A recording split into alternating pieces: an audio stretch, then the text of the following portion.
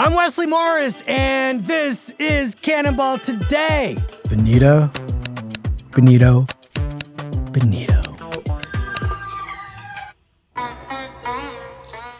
Even before Bad Bunny got on stage at the Super Bowl, I was actually thinking about the role of protest art in this particular moment. I think a lot of it has been afraid to take things on, to be explicit about what is being protested, or that there is even a protest occurring at all in some of this work.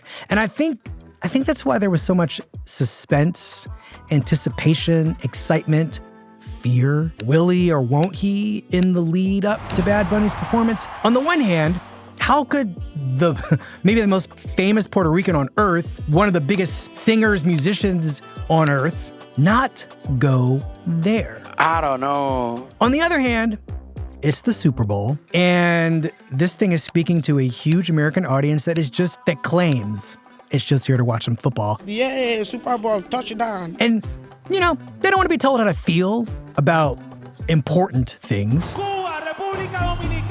Well, he did it. And I think people are, in the wake of what he did, some people are a little confused. Like, was what he did a protest or not? So I asked my friend Sasha Weiss to come back on the show so we could think through, what really did happen? What did he do? And then we're going to talk about protest music more broadly. The punch you in the face kind of songs. And then, the more subtle ones. I'm not going to be subtle now because here comes the Cannonball. Hi, Sasha. Hi, Wesley. Okay, so is what happened on Sunday, was it an act of protest? Did we just watch Bad Bunny just run around and say, oh, go away, ICE. Get out of here? I think it was an act of protest, but I think it was a nimble and in some ways totally overt one, and in some ways actually a really subtle one. And I think if it was an act of protest, it was kind of protest in the form of invitation into my worldview, into my way of doing things, into a kind of humanism that is counter-programming. I think that inherently, all that you were correct. I think that I loved the shrinking of the field to just some sugarcane. Yes. A extremely powerful historical swath of greenery. Yes. Yes, people, your sugar starts in a field, and for a long time, people were not paid money to harvest it. Some of the descendants of those people were on that football field for 13 minutes. Yes. And he's definitely evoking that historical violence that is still very much with us. Well, he has the guys in the beachcomber hats actually doing the work. Right. He's having us confront that. Something is being explicitly evoked here. He's having America confront that. But then he really turns it and something else happens. The mood shifts. Time shifts in a sense, if I'm right about what we're actually witnessing here. And a party starts. Right. And it's a neighborhood party. And it's a party with a lot of specificity. Suddenly you're in a very specific place with kind of signifiers that are also familiar to New Yorkers, by the way, right? There's a bodega with an EBT sign. There are food carts and a bar. Yes. And he's kind of a maestro of the scene. I really thought about musical theater. I was like, this is Lin-Manuel Miranda's In the Heights. We cannot stop. This is our block. Immediately we are in a place, we are in a mood, and that mood is fellowship. It is joy. And to be among and inside this culture and something is being shared with us. Yeah. By invitation, right? By invitation. And it's funny, you mentioned Lin-Manuel Miranda. Do you know what I was thinking about? What were you thinking about? I was thinking about Sesame Street. I love that. There's a kind of directness that is really important for how messages get put across on that show. Mm-hmm. I always think of Sesame Street as being outside. It's a completely al fresco experience, education, cultural entertainment experience. And part of the way that we learn is by a kind of direct transference of not the ABCs or like how to count, but just personhood and seeing that there are many different people in a place, sharing spaces, sharing Also the activities. intergenerational nature of who was on stage. Yeah. I mean, you don't that often see a Super Bowl halftime show where there are a bunch of old people on stage and a bunch of kids on stage. Old musicians, Old right? musicians. Old dancers, older dancers. Yeah. An older woman serving him the drink. Yeah. Like, these are the people in my neighborhood. There's a kind of, there's a breadth and there's a generational exchange that's happening. You can also learn from these other people. It's interesting to think about the environment in which this performance takes place. Yes. I mean, there is a protest element obviously coursing through it. The fact of it is protest. But I think it actually is counter-protest, right? Because I think, we're living under a government that is protesting a reality in order to construct an alternative reality. And this performance to me was a protest, a counter-protest to that protest. Yes.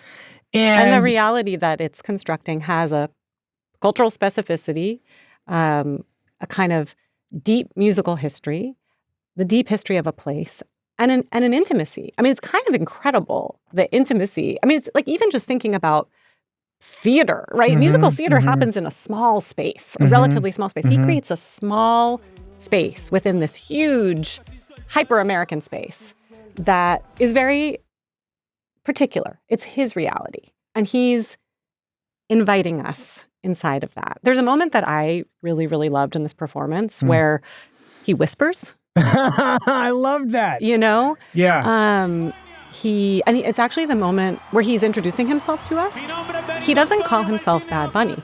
No, I mean, the great thing about this whole performance to me is that it is presented by one Benito Antonio Martinez Ocasio. Bad Bunny, Bunny's given name. Right. He's an idea, Bad Bunny. Bad Bunny is like a concept now. And this show is, you are being invited into Benito's house. Yes. The camera closes in on him in close-up. Es porque nunca deja de creer en mí. He's on the Spike Lee tracking device. He's riding the dolly. Tú también deberías de creer en ti. And he whispers, and he's saying, I mean, what he's saying in Spanish is, I'm here because I never stop believing in myself. Right. And you also should never stop believing in yourself. Trust me. The look on his face as he says it too, it's just like the kind of clarity in his face. I don't know. I think he's simultaneously really aware of what it means to be in San Francisco doing the halftime show. He knows that people are like asking Donald Trump and Mike Johnson. I didn't even know who Bad Bunny was, but it sounds like a terrible decision, in my view, from what I'm hearing. What the politicians are saying about the show, the fact that it was rumored, but in all likelihood going to be conducted entirely in Spanish. Sure. But it's the way that he's thinking through and presenting an opportunity for whoever is skeptical about what it is he's going to do to be disarmed. Exactly. Like, and this is what I love about that moment, because he's just like, come with me and like step into my house. I mean, he has literally There's an his actual house. He's saying, come in, and not saying, this isn't for you. He's saying, this is for you and it's for me. It's, come on in. It's everybody's. And also, it doesn't have to be alienating that you don't know every word. Yes. Just look, let the production tell you what is going on here. What are we afraid of here? And the other thing about Benito that I admire, and he always has this quality, but it really was on display here. He's like, I dare you of accusing me of staging a protest. Like, I am hosting a party here. Yeah. And he has such a kind of nonchalant, unbothered air about him. He is unstressed. He's not even that excitable. He's kind of moving through this Not in this world that mode of he's himself. built. Not in this mode of Not himself. in this mode of himself, Yeah. with this kind of ease and grace, and modeling that kind of ease and grace. And like in that way, to me, it's like a very subversive form of protest, right? It's a protest that recognizes these encroaching forces and is not really going to acknowledge them because he's built a different kind of world. But I feel like the production here takes real advantage of this being a dusk-oriented or dusk hour halftime show. And to me, all of the joyousness and Sesame Street and In the Heights, all And of that stuff, inclusivity and invitation and Lady Gaga being the wedding singer at an actual wedding because two people get married during this show, then like there's a shift. yeah. And some of it is that you notice that the sun is setting. And so with the light changing, is it sort of ingeniously produced. There are these like strobe lights that start going off during El Apagón, which is a song about the blackout in Puerto Rico and kind of noting the conditions that, there's a party in that song too, but he is talking about the neglect and the mismanagement of the post-Hurricane Maria world of Puerto Rico. And then suddenly you see these dancers who are dressed the same as the sugarcane guys, right? The guys with the machetes hacking the sugarcane. Yeah. They're up on these utility poles, climbing up, getting shot, bungeeing down, then climbing back up and having the same thing happen again. And there is like a shock effect happening with that strobe. I don't know. The energy kind of changes. Yeah. It literally getting darker, but also the performance sort of takes a turn into a kind of darkness. Yeah. And maybe into a more overt form of protest.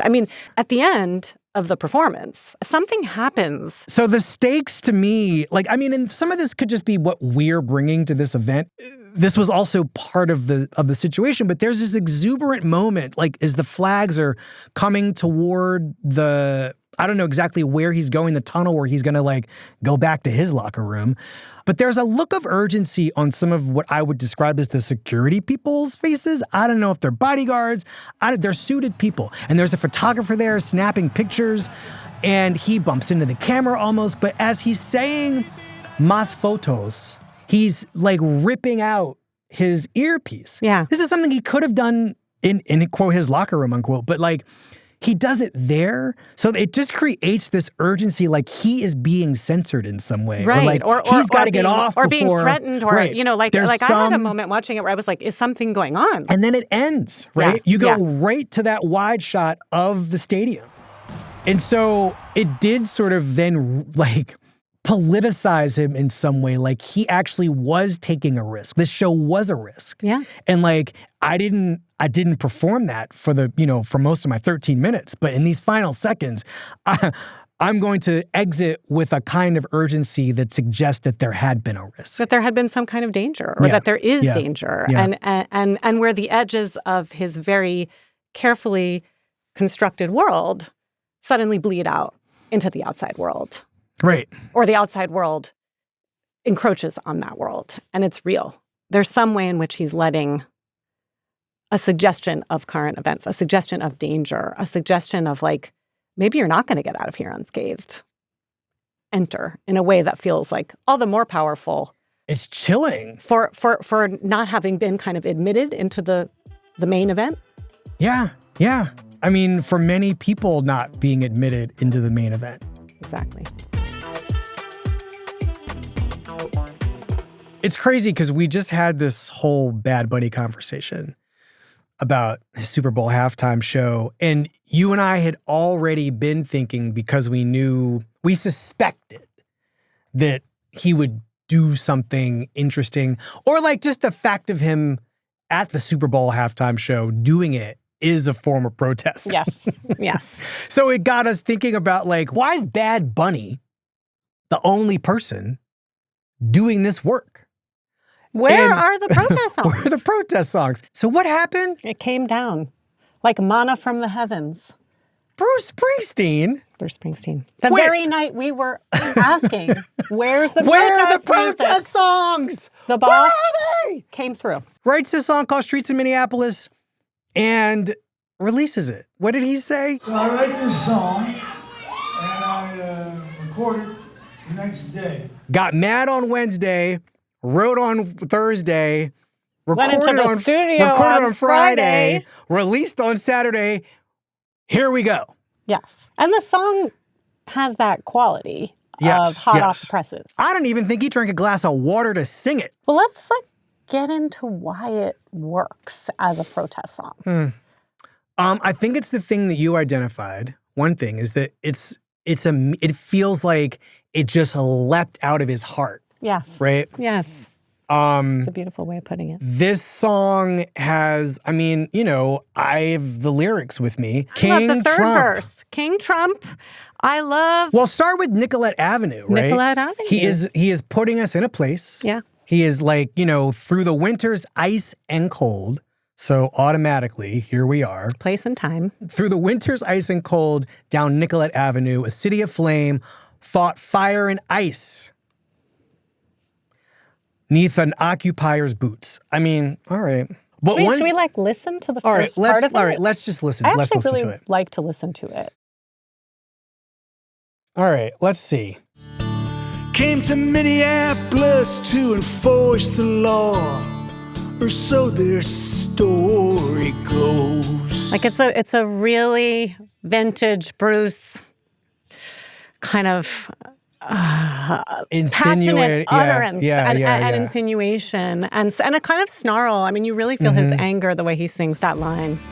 Here in our home they killed and roamed in the winter of 26. We'll remember the names of those who died on the streets of Minneapolis. I like the refrain. I like in the winter of 26. Talk to me about that. Well, protest songs are keepers of the record. Protest songs are analogous to what we do, right? They're works of journalism, but also it's a marking for the future, right? Like kind of giving it this sort of grand timestamp. It's a timestamp, but it's also like imagining a future when we look back on the winter of 26 and name it and remember it. Well, and it's challenging us to remember it, You know what's crazy? Every time I hear that lyric, I'm like, what happened in 1926? What happened in 26? Oh, shit. We're now in a period that folk songs are going to be written about. Exactly. I was like, oh boy, exactly. Bruce. Like the way that it's like a palimpsest of the past and the now and the future. That's what I think good protest songs often have that quality that they're kind of squishing time all together. But this song was the first song I have ever heard where I was like, what year are we in? And also, it's something that I also like the kind of high lyricism. And there were bloody footprints where mercy should have stood. Bloody footprints where mercy should have stood. There's a kind of, folky, poetic high register, but then he's also naming names. He is naming names. They're all in here. Names. It's our blood and bones and these whistles and phones against Miller and Noam's dirty lies. He's calling out Stephen Miller and Kristi Noem, and he's writing history right Trump's now. federal thugs beat up on his face and his chest. Then we heard the gunshots, and Alex Pretty lay in the snow dead. This is all urgency. Yeah. This is all shooting out of him. We'll remember the names of those who died on the streets of Minneapolis. But, the thing about this song that's also interesting to think through as I listen to it is just what is making it effective, right? It's the details, the anger, the specificity, the timing, and it cannot be afraid. It has to be, there is very little simile or metaphor in this song. It is just, it's very direct. It's a bulletin. It's very direct. But it also is who is this song to? Like that's another thing about protest songs. They're an address. Yes, they're an address. They're either an address to the protesters or they're an address to the authorities. But this to me has a very kind of town crier. I feel like it's an address to the American people. Everybody else. I also feel like it's a letter to the future, right? Like I feel like it's a kind of like, this is an inflection point. How do you want to be remembered? How do you want to be seen? Right. From the vantage point of a future where the winner of 26 is far away. How do you want to be remembered? And I think it's a kind of challenge. I'm curious when you think about your canon of protest songs. I mean, you know a lot about protest songs. Like, where does this fit? And like, what is the role of directness in a protest song? What's the importance of directness in a protest song for you? I mean, a protest song should be willing to break your nose. Like, punch me in the face. Do it. Mm-hmm. But they didn't always start that way. Yeah. I mean, we can start with, spirituals, right? Swing low, sweet chariot, come in to carry me home. The church. And that was music that was written to get, enslaved people, for instance, enslaved people, period, through life, through daily life. Yeah. And some of it was offered as it was a promise that, like, whatever is happening here on this terrestrial situation, there is something better waiting for you up there. Right. The most interesting thing to me about a song like We Shall Overcome, and so it's a protest against condition, right? The ethos of the spiritual kind of makes its way into, more modern ideas of protest music, right? Things that people can sing while they march. We shall overcome. Like a civil rights, a song that was used as an anthem, a source of like real communal congealment during the civil rights movement. Like, the great note in that song is someday.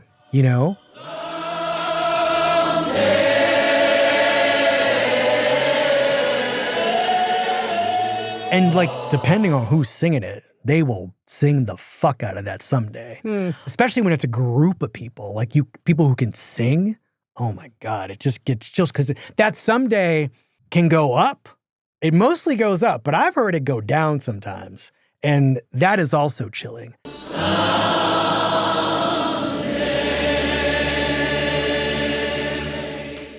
But then sometimes you got to get punched in the nose. And one of my favorite nose punches is Stevie Wonder just doing a song that's so punch you in the nose. It's called It's Wrong, Apartheid. Straight to Minneapolis. That could be about the ice cream shop on the corner of Nicollet Avenue. There's no mistaking. There's no mistaking what this song is about. Apartheid, it's wrong. The wretchedness of Satan's wrath will come to seize you at last. 'Cause even he frowns upon the deeds you are doing.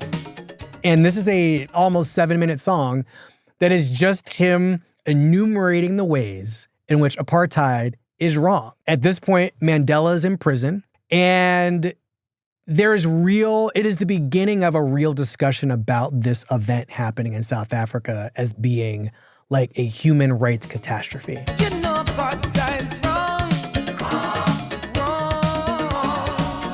Like, the chorus of the song is, like slavery was wrong, like the Holocaust was wrong, apartheid is wrong. And then he's got these isiXhosa background singers like accompanying him. So it's a call and response. It's wrong, wrong.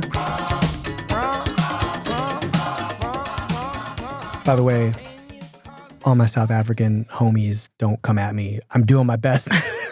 But basically, it just means like, there's nothing more to say. That's what the ka there is doing. It's only, the word is only or just. But here in this song, it's like, there is nothing more to say. It is wrong. Mm-hmm. It's interesting because I think that Streets of Minneapolis is, I think the place that it like flies out of Bruce Springsteen, the thing that induces its flight is that the state is denying a thing that he saw with his own eyes, right? Right. And I think this song is providing A reality musical check. index, Yeah, right? yeah. That this thing is true. Versus the Stevie Wonder song, which also is an interesting index because he actually isn't that specific, right? This Well, he's specific about the morality. Right. The morality, but that is an abstract enough concept that it can be applied to any apartheid, right? Apartheid isn't just a thing that happened in South Africa. You could take this to Gaza right now. You could play this on the streets in Gaza all over town and people would get it. But this is a song you could take to all kinds of places. It gets to the function of protest songs as a kind of tool, right? Like Bruce is kind of entering something into the archives. Mm-hmm. Maybe someone will take it out. Yeah, I like that. Oh, I love that. I love that. But Stevie is actually giving us something to live with and maybe to use and to think with. This is timeless. This is timeless. I'm really interested in protest songs. I mean, when we started to talk about this, like the songs that I started to think about, actually, none of them are actually overt protest songs. But that's a whole other thing. I love that. But they share in this quality of giving us something to think with and to live with. And I feel like that's a really important function of protest songs in American life, that like they can prepare you for the long struggle and they can do interior work and kind of put you in a mindset to withstand, which takes us back to their roots in, as you were saying, in churches and times of enslavement. I mean, I think that's the deep root of protest music in this country, which is about how you get through, right? How you endure. I mean, and I'm so interested in the songs that do that. Yeah, to use a gospel concept, like how you get over. How you get over. How you get from one side to the other side. Can I share a song with you that I've been thinking about? Of course. I've been thinking about. I mean, it is a classic protest song, but it's also not a protest song. It's Feeling Good, as rendered by Miss Nina Simone. So she did not write this song. Right. It had been around in the culture for a couple of years. She's written other protest songs. She's written other protest songs, but this is not one. It's covered by Coltrane. It was covered by Sammy Davis Jr. But it was when Nina Simone sang it and recorded it in 1965 that it really started to take on its life. Birds flying high, you know how I feel. Sun in the sky, you know how I feel. Yeah, no, I mean, the 65, like, this is a hugely turbulent year in the civil rights movement. This is, I mean, Edmund Pettus Bridge, Selma's happening, essentially. We're talking about, like, getting a Voting Rights Act passed into law. The end of the story is yet to be written. Right, it's unfolding. It's unfolding. And so you're in the middle of a lot of death, violence, uncertainty, but also hope, right? There's a belief that something good is out there somewhere, and like we're fighting and dying to achieve it and realize it. But there's something in the way she sings the song. I mean, the beginning of the song is a cappella. Yes. I think there's a kind of like interior logic happening. Like, yes. Can I feel it? I mean, at the end of the song, she says, I know how I feel, right? Yeah. The beginning of the song, she's saying, you know how I feel, right? She's working her way into the feeling of freedom that she's talking about. And I think it's really important that she starts down here. Let's listen to it. Okay. And talk about it. All right. I mean, I'm not going to say no to listening to Feeling Good. It's a new dawn, it's a new day. It's a new life for me, yeah. It's a new dawn, it's a new day. It's like she's going in. It's blue. It's blue. It's blue. Really blue. And I'm feeling good. Is she feeling good? You know? I mean, these horns say no, honestly. She's talking to herself, you know, at least at first. She's kind of she's speaking a feeling into being, you know, she's having to urge herself on here. And then the music comes in, and then I think the song gets more declarative. Well, and she's owning it more. The strings show up, right? It's a new day. And the strings are kind of like pulling her up with them. Right. Because, you know. Into the sky. Yeah. And I'm feeling good. To me, this is an existential protest song, right? Like, sure. What does it take to inhabit this song? And she's convincing herself to inhabit the song while she's singing it.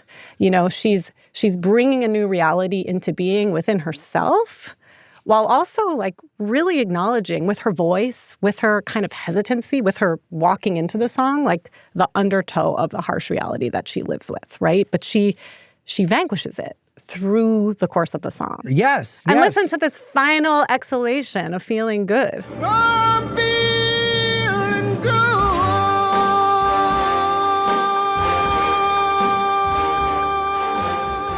It's so triumphant and sorrowful at the same time. So it's funny to think of it as a protest song because in a way it's so personal, right? And the trip she goes on in this song is so personal. But to me, I think that there are protest songs that really do function for the we and for all Americans. And I feel like this song is like inviting us to do like whatever work we have to do inside to kind of get ourselves ready. Yeah, I think the protest, I mean, we're still talking about modes of address, right? Yeah, like which person, the Stevie Wonder song is addressed to the racists, right? Like this is for all the people who don't think this is a problem. Enough with the not saying of the thing. Just saying I'm it. saying it. I'm saying it. And then there's what she's doing, what Nina Simone is doing in this song. And it's just, I'm addressing myself. This song is me talking to me. Yeah. And you can hear, dear listener, what you want. You can make this song be you talking to you too, right? You can take what you're hearing and go out and like start your day. Whatever it is that you need to feel, you need to work yourself into feeling good about. This is for you. That was so beautiful. And actually, in a funny way, takes me back to the part of our conversation that was about Bad Bunny.